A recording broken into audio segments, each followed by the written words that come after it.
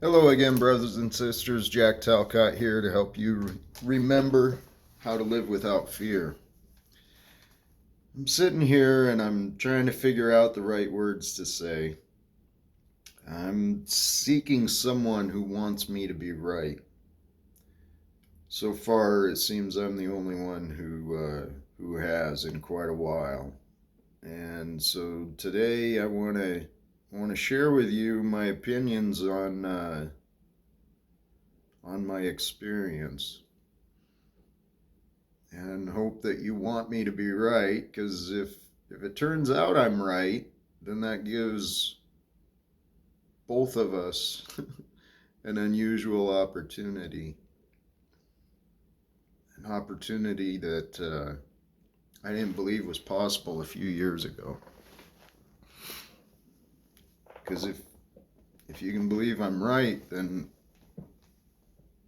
you might be able to help. And what I'm trying to do is to change the world. I know we're all trying to change the world in our own little parts. We got our little blue recycle bin, and maybe we switch to some fluorescents or LEDs or something like that. But I'm talking about bigger than that.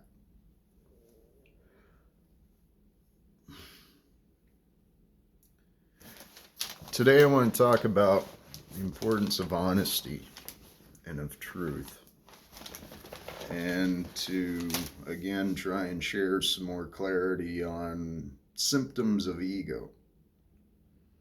So take a break from what was of your day, and maybe even what you used to think. Because seriously, a change in perspective, I believe it's all that it takes. My path, while it's been a struggle, I've been challenged many times to get to where I'm at right now. Creating a video on YouTube, trying to find strangers to advocate for me on my behalf.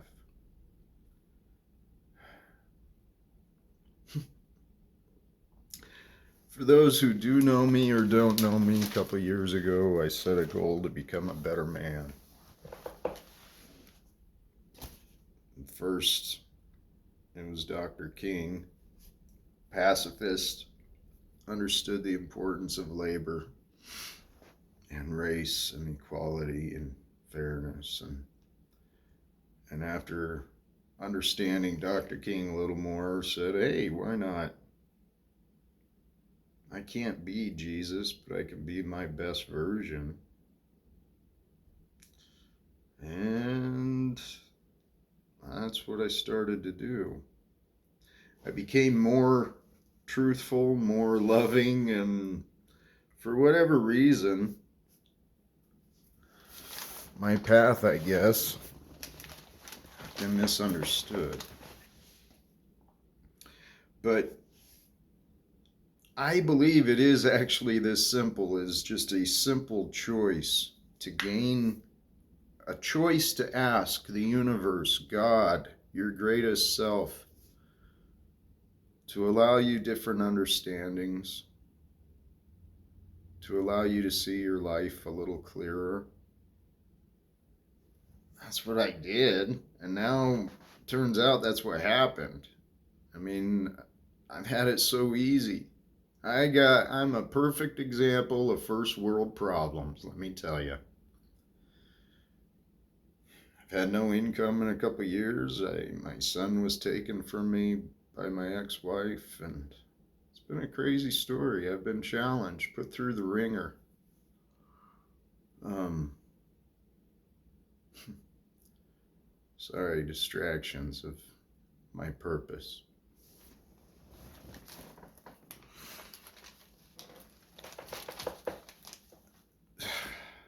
The bizarreness keeps me confused. I'm sorry, I lost my train of thought. My first world problems are nothing. I got fellow citizens right here in my town. We got snow on the ground, got a few inches over the weekend. I got friends out on the streets. They're not close friends. They're people I've offered support to.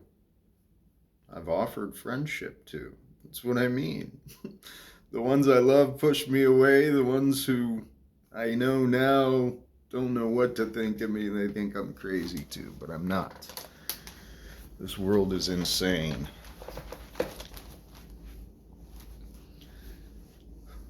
So my first world problems are nothing. I know how blessed I am. My days are spent with an intentional purpose of keeping my mind, the awareness of my attention, keeping my attention and consciousness on now, the future, and peace and love. That's what I understood from the Zen practices of the Buddhas and the Buddhic wisdom and teachings, and that's what I understood from what I've learned about Jesus and psychology and everything else. So we live in a world of chaos, but the only thing that matters is how we feel inside.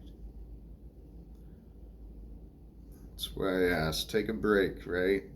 We're 6 minutes in. Hopefully you're still paying attention, but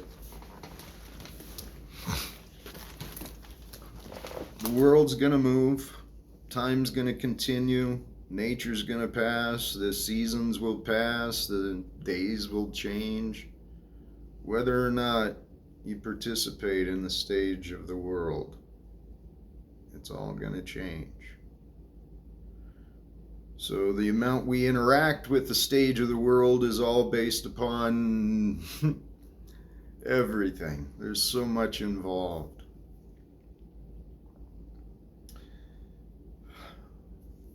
But when we come in as a spirit. Okay, we're a spirit of energy. We're a spirit of connection, of life, of conscious life. We are a part of, or a fragment of the consciousness of now. From the time we start breathing till the time we end. That tiny little short blip in time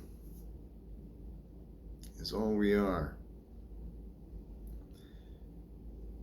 And so within us is this all-knowing connection that contains memories from beyond the veil of physical form.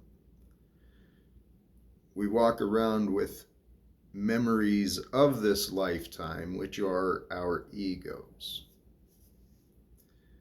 So the ego is our tour guide of the spirit while we're here. If you can look at it like that, try to look at yourself as an energy spirit. There's a spirit of you, of divine caring and truth and wisdom and knowledge. I mean, that's what Jesus was a physical, masculine, strong and powerful representation of a physical man, a physical representation of wisdom, of truth, of honor, of the divine feminine, of passion and love and caring and forgiveness and nurturing. That's why we're here. These bodies were given, they're incredible biological tools of life made from chemicals and energies. It's divinely created. But these bodies, which carry the genetic memories of our parents and those before, these bodies don't define who we are. They're uniforms. They're different colors, they're different shapes, they're different genders. And they're different tools for creating this one population of this biological planet Earth. As a human species, we've come to know that we are on planet Earth. And we're like juvenile friggin', we're worse than children. We're like parasites on this creature of Earth. And we've been consuming and tearing the hell out of it and fighting with each other. How primitive. How foolish. And that's what I mean. I don't mean to insult the the younger version of ourselves, the adolescent, the youth. But the adult version who is running this society is a bunch of children pretending that unimportant things matter, like money and fame and crap like that. Unimportant things matter while the important things don't matter. This is insane. What matters to us is us. It's this experience. We are not here to be fighting wars. I'm sick and tired of seeing my good American friends libeling, arguing with each other over the left and the right.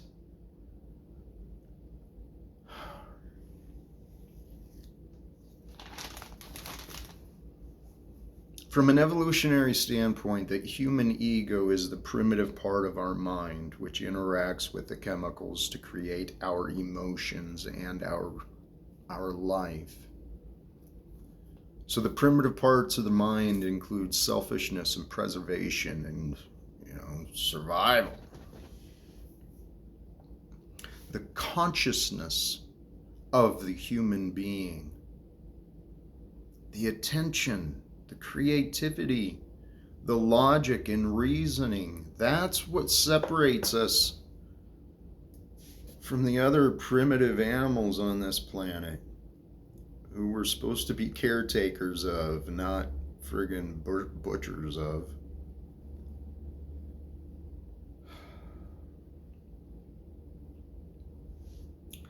So the ego's self-preserving memory of us is what creates dishonesty. And in the society, whether you've endured it within your own family or beyond, in our media, it's constantly fighting and arguing and cheating on each other and murder and, as you know, insanity. So as we go through our days with this garbage inside of our heads, thinking it's okay, it's funny, we start behaving that way. We got, in our human history, the wealthy say, American history is so gross and distorted. Eugenics came from here. Ultimate racism. Man, that's what Hitler was inspired by, was the capitalist racists of America. And then funded by the racist capitalists of America and elsewhere. And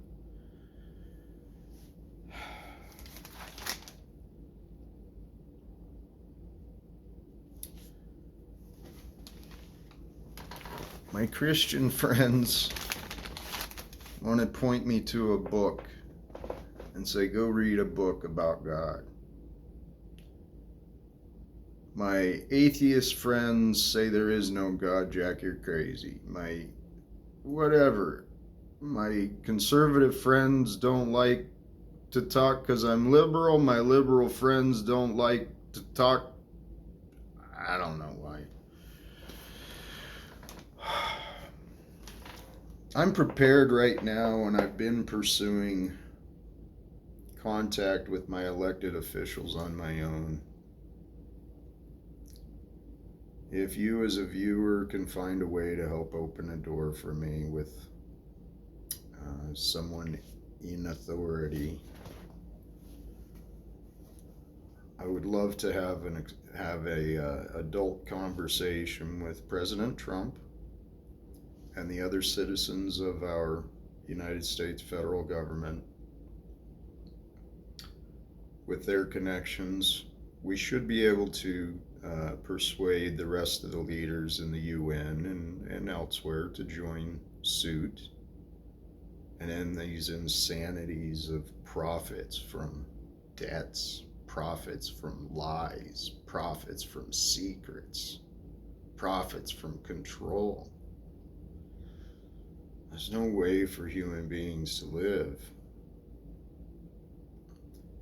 Our ego came from the rewards and punishments associated with authority and obedience.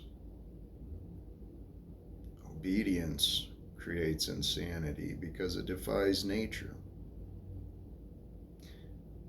Obedience requires division and limits. God and nature stand for growth and unity. This selfishness we call capitalism, under the illusion of purchased rulers under democracy. Let's get past the names and let's start seeking truth. My name is Jack Talcott. I want you to live without fear. When you choose to live without fear, you seek only truth, because the truth is the only thing that keeps us alive. And truth leads us to love. Love is the only thing that makes life worth living. This working to survive and fighting to survive,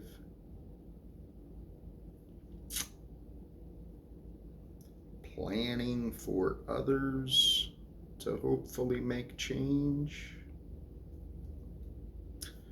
Please help me out here.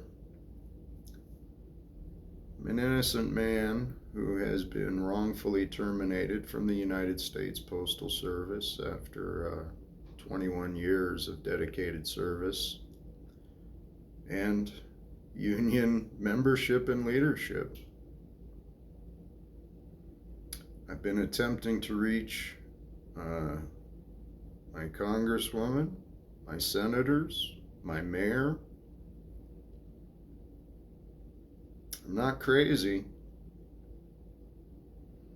I think this path was created and allowed. And I think this is my purpose, is to at least try to speak some common sense into these citizens who call themselves leaders. We wouldn't be running around in masks and worried about lockdowns, and most importantly, we wouldn't be worried about how to feed ourselves and our children. We're staying in harmful relationships due to economic reasons. If citizens started telling the truth,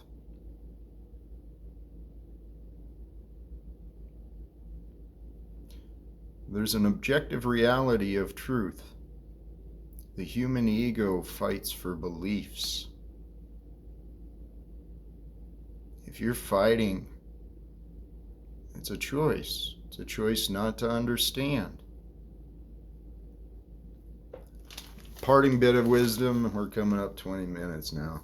Parting bit of wisdom I heard from the mystic Sadhguru, a brilliant man on YouTube. God bless him. Within, everything is created within. Whatever happens in the world is going to happen. Everything is within. So when you go within and you find that silence, the silence that's available now, and at all nows, wherever you are, if you go in and find that silence, there's peace. And in the peace, you find joy. And in the joy, there is bliss. And within bliss, it is nirvana. My first world problems are nothing. The joy I feel inside and the peace, it's indescribable. And I want you to feel it. I want you to find peace. Because when we find peace and courage together, there's nothing that human potential cannot overcome.